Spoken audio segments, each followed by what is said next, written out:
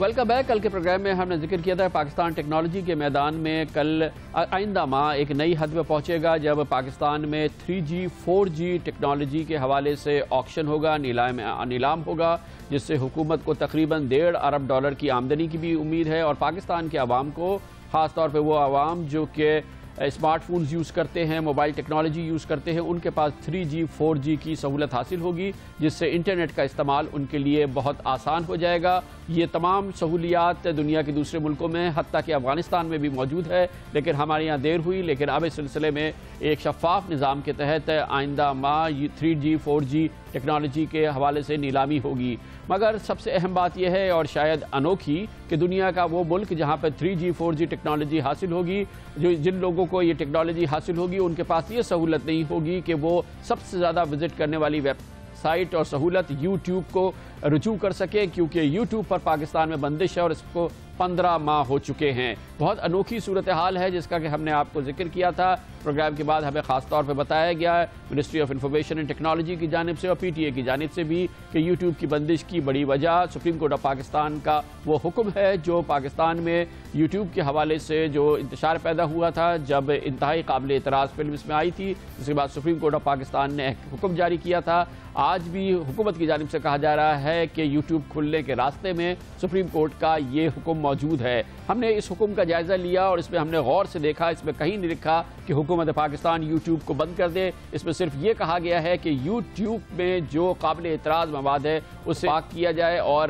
خاص طور پہ وہ قابل اعتراض فلم جو کہ اس حوالے سے جس نے پاکستان میں شدید اور بلکہ اسلامی دنیا میں ارتعاش پیدا کیا تھا, اس سے اس کو صاف کیا جائے. ادروائز YouTube بند کرنے کے حوالے سے سپریم کورٹ آف پاکستان کا کوئی حکم موجود نہیں تھا. لیکن آج یہ عجیب انوکھی صورتحال ہے. اس صورتحال میں حکومت اب کیا کر رہی ہے, اور خاص طور پہ پاکستان ٹیلی کمیونیکیشن اتھارٹی جو اس معاملے کا سب سے اہم ادارہ ہے وہ کیا کر رہا ہے, یہ ہمیں بتائیں گے. ہمارے ساتھ موجود ہیں پاکستان ٹیلی کمیونیکیشن اتھارٹی PTA کے چیئرمین جناب سید اسماعیل شاہ. بہت بہت شکریہ شاہ صاحب, آپ نے ہمیں جوائن کیا ہے. پہلے تو یہ فرمائیے گا کہ سپریم کورٹ آف پاکستان نے کبھی آپ سے نہیں کہا تھا کہ آپ YouTube بند کر دیں, اور بہرحال یہ ایک نی جرک ریاکشن تھا, YouTube بند کر دیا گیا. لیکن آپ خود سوچیں کہ جس ملک میں 3G 4G ٹیکنالوجی آ رہی ہو اور وہاں پہ YouTube نہ ہو. دوسری جانب یہ کیا ہمارے اداروں کی یا ہم لوگوں کی نااہلی نہیں ہے, حکومت کی, PTA کی, کہ وہ یہ جو ہدف جو سپریم کورٹ نے دیا تھا نہ وہ ہم ٹیکنیکل طور پہ اس کو حاصل کر سکے, نہ ہم اس کو انتظامی طور پہ حاصل کر سکے, نہ ہم قانونی طور پہ حاصل کر سکے, اور نہ ہی ہم گوگل کے ساتھ کسی ایسے نظام تک پہنچ سکے کہ یہ مسئلہ حل ہو جاتا. اور اس طرح سے آپ بتائیے کہ یہ کھلی ناکامی نہیں ہے. کامران صاحب بہت شکریہ پروگرام میں بلانے کا. آپ بہت مایوس لگ رہے ہیں, لیکن اتنا مایوس نہ ہو, انشاءاللہ بہت بہتری آئے گی حالات میں. پہلے جو آپ نے ذکر کیا 3G اس کے ساتھ 4G ایک بہت بڑا اقدام ہے, اور اس کی بطور خاص میاں نواز شریف صاحب نے ہماری جو پہلی میٹنگ ان کے ساتھ ہوئی تھی, مجھے اور میڈم منوشا رحمان کو اس کی انسٹرکشن دی تھی کہ لیٹسٹ ٹیکنالوجی آنی چاہیے ملک میں. اب آتا ہوں میں آپ کے سوال کی طرف.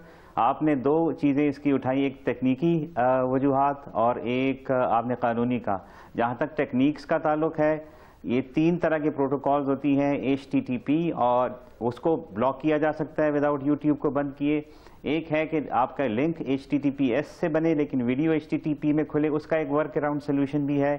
جہاں تک HTTPS پہ ویڈیو پلے کرنے کا ہے, اس کا اس وقت میری علم میں اور جو میرے ساتھ ٹیکنیکل لوگ ہیں ان کے علم میں کوئی ایسا سلوشن نہیں ہے. اور میں آپ کے پروگرام کے ذریعے پوری قوم سے یہ اپیل کرتا ہوں کہ اگر ان کے علم میں ایسا کوئی سلوشن ہے جو HTTPS پروٹوکال پہ ویڈیو کو بلاک کر سکے تو وہ ہمیں بتا دیں.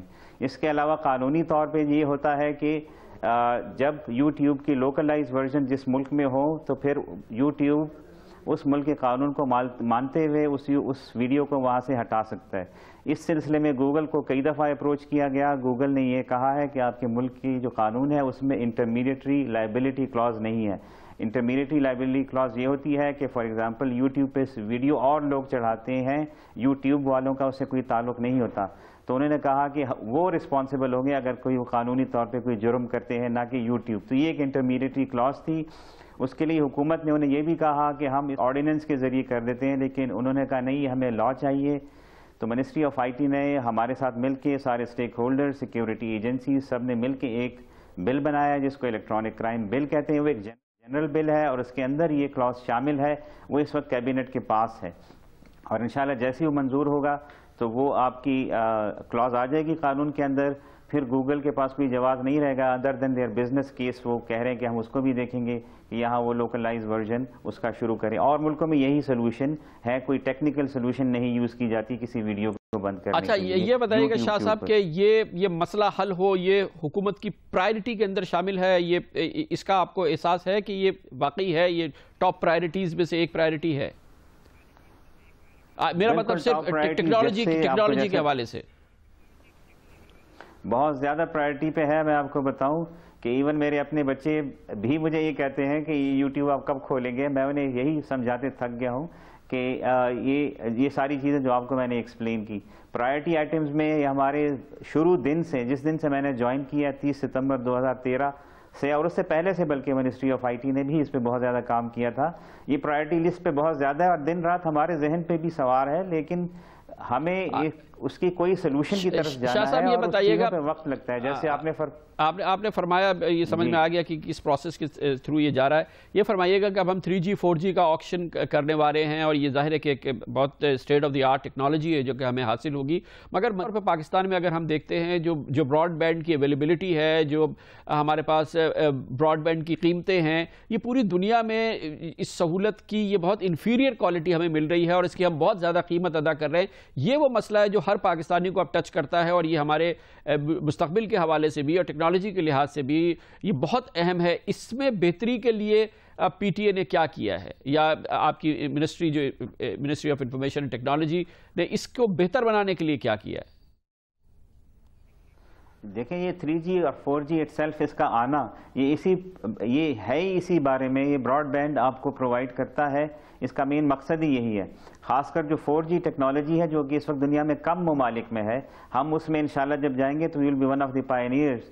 मैं आपको बताऊं, एक टर्क सेल का पिछले दिनों वफद आया था तो उन्होंने बताया कि उनके मुल्क में GSM 94 में आया था, जबकि पाकिस्तान में 92 में आया था।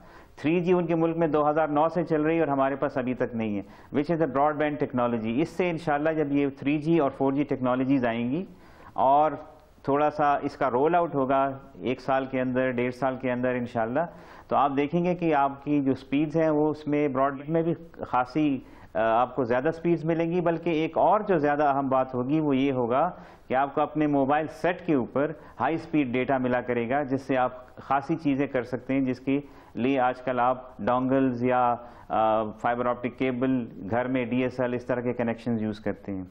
बहुत बहुत शुक्रिया जनाब सैयद इस्माइल शाह, चेयरमैन PTA हमारे साथ एक कमर्शियल ब्रेक के बाद जिक्र करते हैं। एक और खबर आज की जो अहम खबर है वो ये कि लापता अफराद केस के हवाले से आज काफ़ी हद तक सिचुएशन हुकूमत के काबू में आ गई है। अब इस मामले में उस फौजी नायब सूबेदार के खिलाफ FIR दर्ज की जाएगी जिसका नाम आया है लापता अफराद केस के हवाले से बड़े लोगों का, यानी कि वज़ीर आज़म, वज़ीर आला खैबर पख्तूनख्वा, गवर्नर खैबर पख्तूनख्वा वगैरह के खिलाफ जो मामला होने वाला था, तौहीन अदालत का नोटिस वगैरह, ये मामला लगता है कि अब मुकम्मल तौर पर टल गया है। इसके बारे में आपको बताते हैं कमर्शियल ब्रेक के बाद।